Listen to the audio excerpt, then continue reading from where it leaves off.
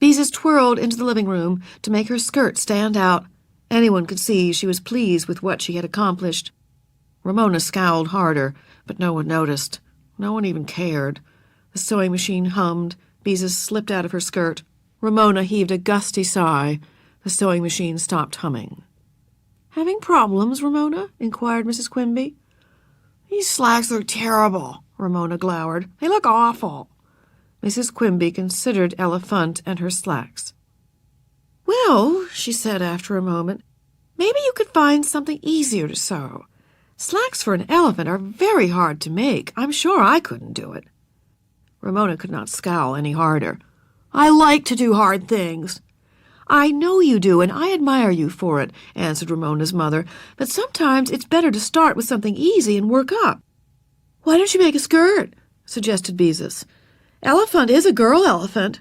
"I don't want to make a skirt." Ramona's voice was rising. "I want to make pants." She looked at her mother and sister, so calm and happy with their sewing. Why couldn't her sewing turn out right the way theirs did? Ramona felt shut out from something she longed to share. Picky stopped washing, gave Ramona a long stare, and slowly and disdainfully left the room. "Now, Ramona," said Mrs. Quimby gently, "I know you are disappointed, but life is full of little disappointments. You'll get over it. Why don't you try something else? A skirt, the way Beezus suggested."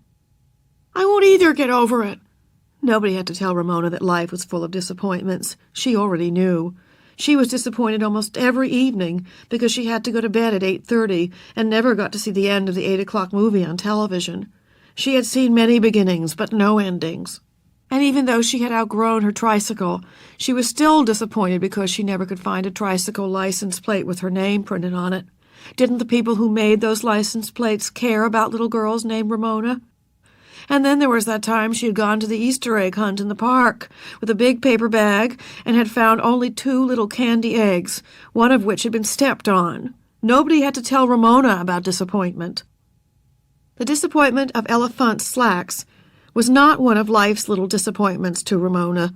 It was a big disappointment because she had failed at something she wanted to do and because she no longer felt she was sharing with her mother.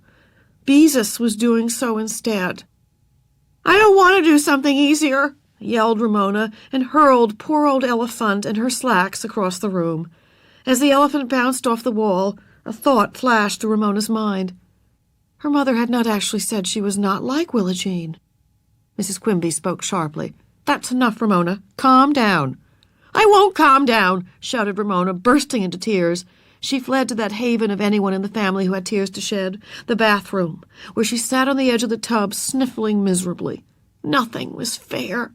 Her mother was always saying everyone must be patient with Beezus when she was cross, because Beezus had reached a difficult age. But what about Ramona? Her age was difficult, too. Not old enough to sit down with her mother and sew something she wanted to sew, and too old to go pulling out a whole box of Kleenex and flinging it all over the house like Willa Jean. People should not think being 7.5 years old was easy, because it wasn't. As Ramona sat on the hard edge of the tub, feeling sorry for herself and trying to sort out her thoughts, she noticed a brand-new red, white, and blue tube of toothpaste lying beside the wash basin. How smooth and shiny it looked, with only one little dent where someone had squeezed it once. That tube was as good as new, and it was a large economy size. Ramona was suddenly filled with longing. All her life, she had wanted to squeeze toothpaste, really squeeze it, not just one little squirt in her toothbrush, but a whole tube, a large economy-size tube, all at one time, just as she had longed to pull out a whole box of Kleenex. "I'll give it one little squeeze," thought Ramona. "Just one teeny squeeze to make me feel better." She seized the tube. How fat and smooth it felt in her hand. She unscrewed the cap and laid it on the counter. Then she squeezed that tube the way she had been told she must never squeeze it, right in the middle. White paste shot out faster than she had expected. That squirt really did make Ramona feel better. She squeezed again. Another satisfying squirt. She felt even better. This was more fun than finger painting or modeling turtles out of clay.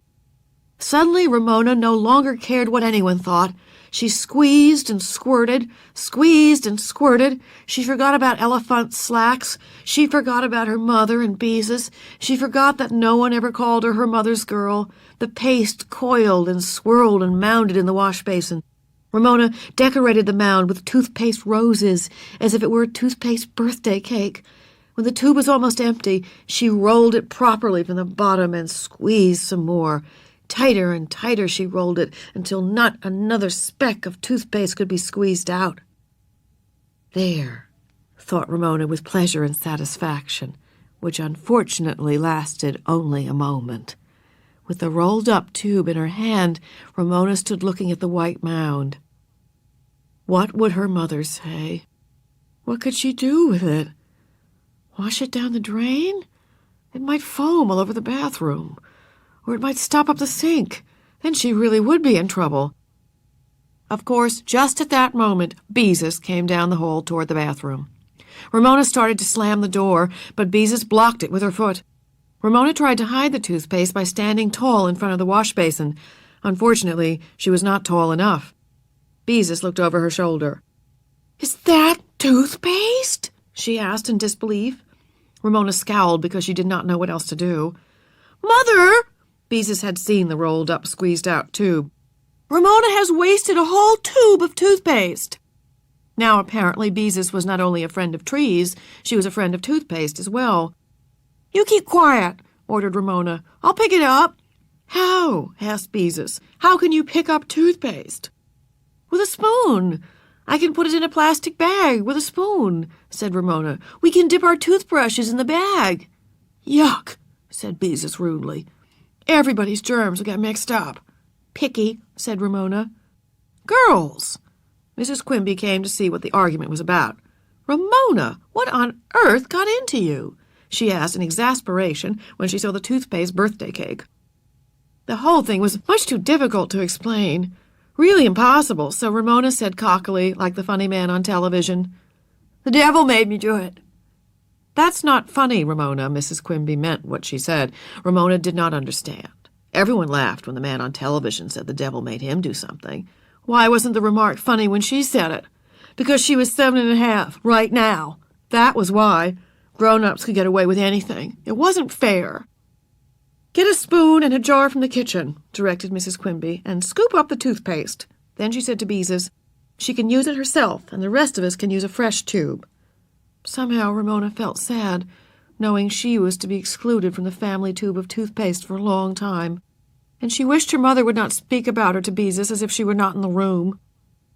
"Ramona," said her mother, "don't you ever let me catch you squeezing out a whole tube of toothpaste again."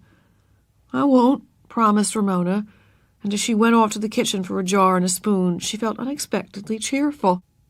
She had done something she had always wanted to do. Of course she would never squeeze out a whole tube of toothpaste again. She had done it once. She did not need to do it again.